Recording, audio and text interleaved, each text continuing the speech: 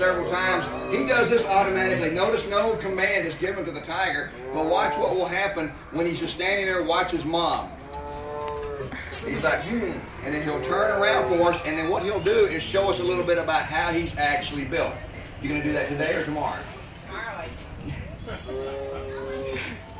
There he goes. He does that automatically. Once again, we never try to force an animal to do something that doesn't want to do. We look for a behavior that we enjoy, that they enjoy, and that is enjoying a hard time. Probably going to have a little bit of barking at one another. Now you can see that jaw structure. He's got some big old real estate in there, doesn't he? Notice those canine teeth and those claws.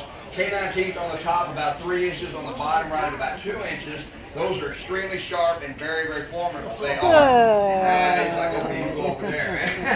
He will eat that. That's a drumstick, by the way, and that's one of his actual favorites. He does like drumsticks. Now, you wouldn't want to give your dog or cat this at home. You really wouldn't, for the simple fact they're just not designed for that as well. So what he'll do is he will eat that in about 9 seconds or so on average. Now, what he was using was a section of the teeth in the back. You going over there, you're going to stay over here. Always going to hide from mom, I see. You're going to go in so close themselves. This ought to be good.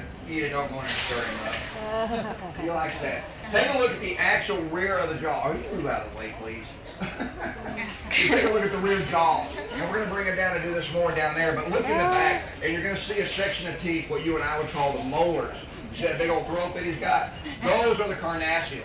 That, without a doubt, ladies and gentlemen, is the killing factor behind the tiger. That is what does the trigger behind the gun, as they say. To give you an idea of just how strong that he is, he's able to crush right at about 3,600 pounds per square inch. Now, to a human being, I'll tell you what, an arm breaks in half at right at 80 pounds of pressure per square inch compared to the 3,600 that he can actually dispatch. Meaning, simply put, that anything that he gets back in there is going to be toast without a doubt. Now we take a look at the armament as well as he leans out. He's putting a little bit of pressure on his left side there. Now you see some of the claws coming out. Those are sharp. Pretty big too, aren't they? Those guys there are about twice the size of a silver dollar. Now when he goes all the way down on the ground, they will go up and then reverse, and they will be upside down inside the paws. These claws are what we call double-edged serrated, and they're inverted as well. Now all that meant was, it's the exact same thing that you see with your domestic cats at home. It's just to the 20th power is all that it is. As he's sitting neutral like that, again the claws are upside down. They have self-cleaning sheaths. That's typical. What you're seeing there is son and mom going back and forth. We always keep an eye on them, and they like to bark, and they'll work things out with one another. It can get loud, but that's what tigers are designed to do whenever they roar. Now take a look at his nose. That guy's got a big honker. There's no getting around it. He does. You would think this is the best tracking animal in the world, wouldn't you? Believe it or not, tigers cannot smell for squat. They can't. Barely about half of what the regular domestic dog at home can smell. Still, that's way better than us as a human being, but that nasal system is primarily designed for what is called uninterrupted airflow. The tiger has a massive metabolism, a huge metabolism, but it needs one thing to set that metabolism off, and that is air. Once it has fresh oxygen, this metabolism blends with that almost like jet fuel with an igniter. It fires right off. So to give you an idea, whenever he's in an attack mode, or he has that mouth full, which is what he would be doing while he's eating or chasing, he literally would depend upon the nasal system, and so would she, to get that actual air in there and get that digestive tract fired up and that metabolism going. Now, another question, or actually another statement we get a lot of is when folks first see him, they say, my gosh, look at the size of the head on that guy. He has something that looks like a bowling ball, doesn't he? Now, you would think that he's got a big head because he has a very large brain. Actually, he doesn't. He doesn't think a whole lot about what he does. He just does it very quickly and very powerfully. What is inside that head is quite a bit of bone on the front, but on the side, there's not a whole lot of bone there. In fact, you'll notice he's actually more puffy on the side. So what do you think's in there? We talked about bite pressure, didn't we? This is where he gets his bite pressure from. A tremendous amount of muscle system that is there. Hundreds and hundreds of muscle strands that are individual.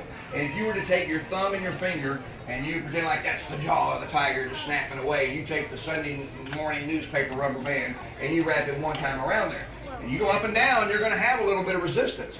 Now take 200 rubber bands and put them around there, and that'll give you a general idea of just the difference of the strength that he has. Now, what supplies muscles and what gets muscles really cranked up? Metabolism, and we were talking about metabolism, weren't we? To give you an idea of the metabolism, these guys burn up 15,000 calories per day. Just sitting around doing nothing. That is 15,000 a day, about 400 hamburgers on average as a human being. Jenny Craig got nothing on him at all. It really doesn't. But what fires off that metabolism? Remember as we were talking? Air. Oxygen, that's right. Absolutely true. So if he fires in that nasal system and gets that going, guess what? She's like, I want it. Got it, and it's working very, very well.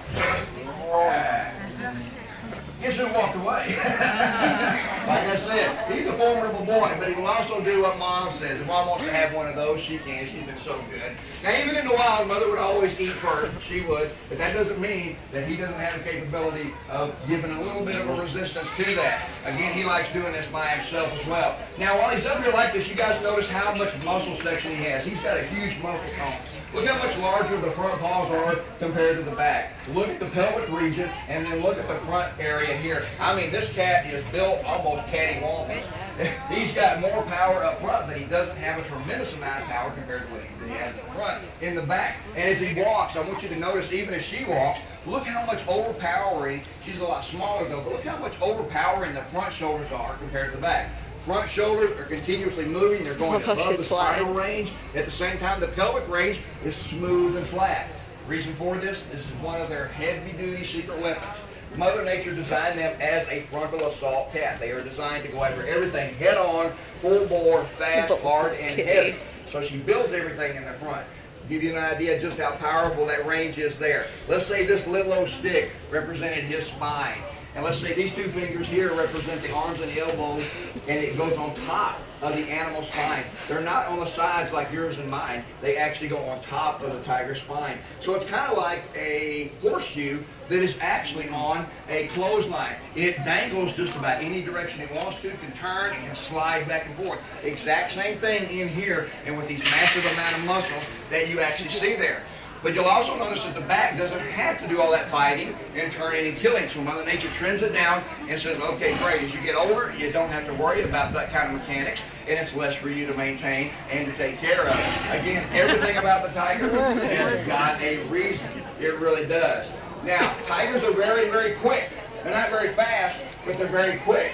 Here's your first pop quiz. What's our fastest land mammal out there, guys? Cheetah. Yep. Fast and quick and correct. Yeah, we say that in Texas, or we ask that in Texas. It's the